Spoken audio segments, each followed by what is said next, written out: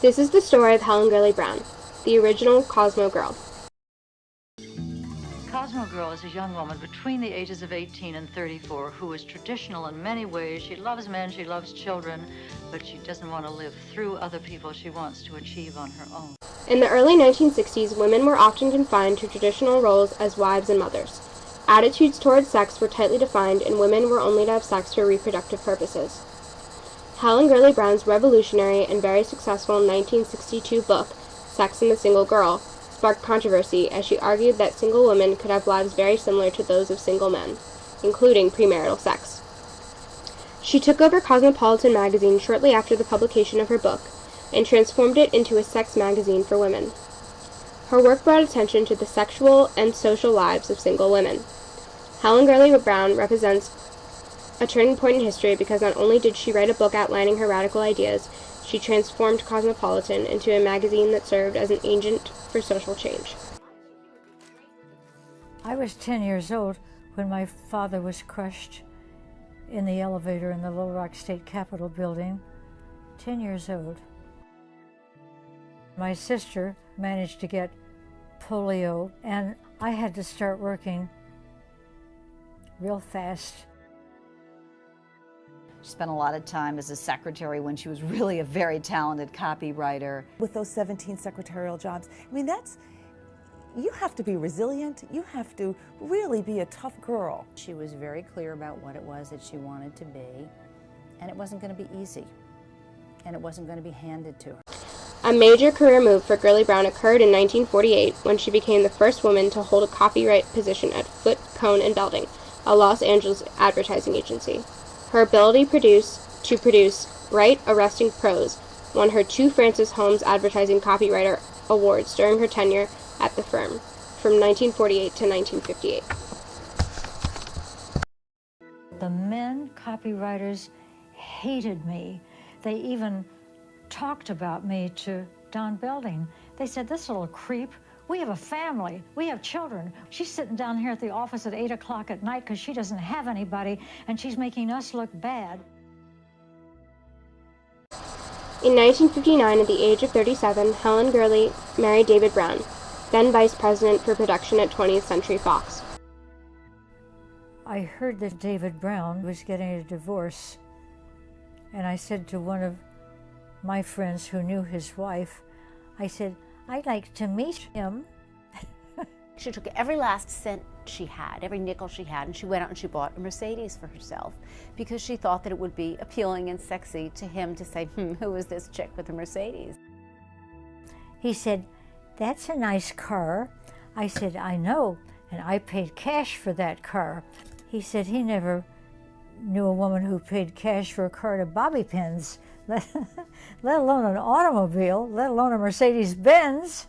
The French call it a coup de foudre. You know, you see somebody and that's it.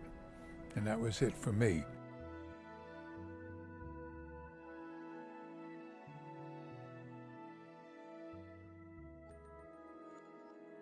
I suggested that she write a book about her life as a single woman because she described it to me very often. And it seemed to me a good idea. Nobody had ever really seen a book like Sex and the Single Girl. At that point in time, this was the 60s, women were just really getting a little bit of sense that they could have this freedom and that they could have the life they wanted. Brown's ideas about femininity were scandalous at a time when marriage and motherhood were considered the pinnacle of a woman's life, and sex was viewed as immoral unless it was within the confines of marriage. I expect that you're soon going to have a book on murder, and you're going to say, now, if you're going to murder somebody, which I don't recommend, but if you do murder somebody, pick somebody who really deserves it. Oh, Joe Pine, you really can't equate murder with girls having affairs. I think you have a kind of puritanical, funny, rigid attitude about things. I really don't, except that I never met anybody before who not only is in favor of sin, but writes a book of instructions for it. The book was a pretty big bestseller. After I was on the Today Show, I got just dozens of letters. They're all over the place. I'm typing and answering everybody. He said, "Helen, if you had a magazine, you could answer everybody at one time. And we didn't know any better. We just sat down at the kitchen sink and did up a format for a magazine for young women. Helen Gurley Brown began her career as a secretary and eventually became one of the highest paid copywriters in the country. She tried her hand at writing fiction and wrote Sex and the Single Girl, which has sold millions of copies internationally. In 1965, she became editor-in-chief of Cosmopolitan magazine, and the result is publishing history. Since that time, Cosmo has become one of the 5 largest-selling magazines sold on American newsstands. Cosmo immediately flew off the newsstand, had a 100% sell-through, and we were profitable from day one. Brown laid the groundwork for today's sexualized fashion and celebrity culture.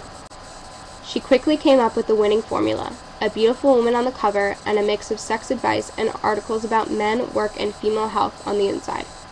Cosmo was a sort of female version of Playboy. Like Playboy, Cosmopolitan's cover featured an airbrushed version of womanhood.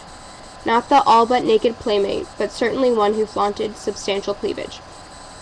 Brown chose photographer Francesco Scavullo to take these photographs, which he did for more than 3 decades. The Cosmo cover is so recognized throughout the world. The people change, the language changes, but the mission at heart, the identity, is still recognizable. Brown made sexy women something that could appeal to women, and that wasn't the case before her. Sexy women were for men, and housewives or clean-cut college types were for women. That was subversive and powerful. Overnight, it seemed, the unmarried woman went from an object of pity to being seen as sophisticated, hip, smart, sexy, and desirable. In other words, a Cosmo girl. The magazine had a huge and fiercely loyal following. Cosmopolitan put female sexuality into the public, where no one could pretend it didn't exist.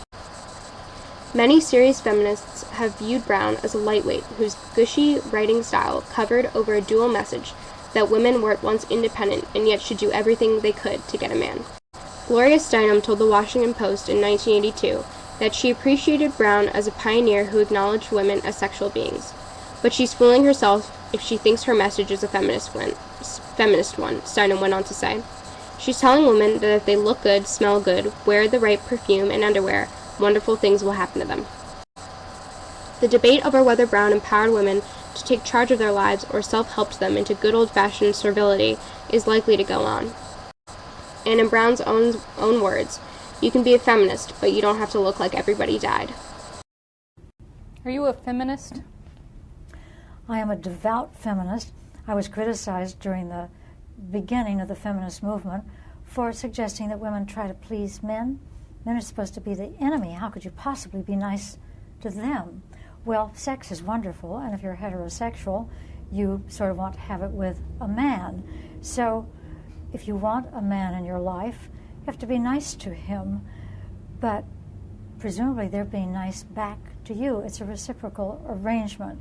Men love to pamper women, women love to pamper men. So to get to the point here, you can be sexual, you can love sex, you can be a sex object. Heaven help you if you aren't. That's when you're in trouble.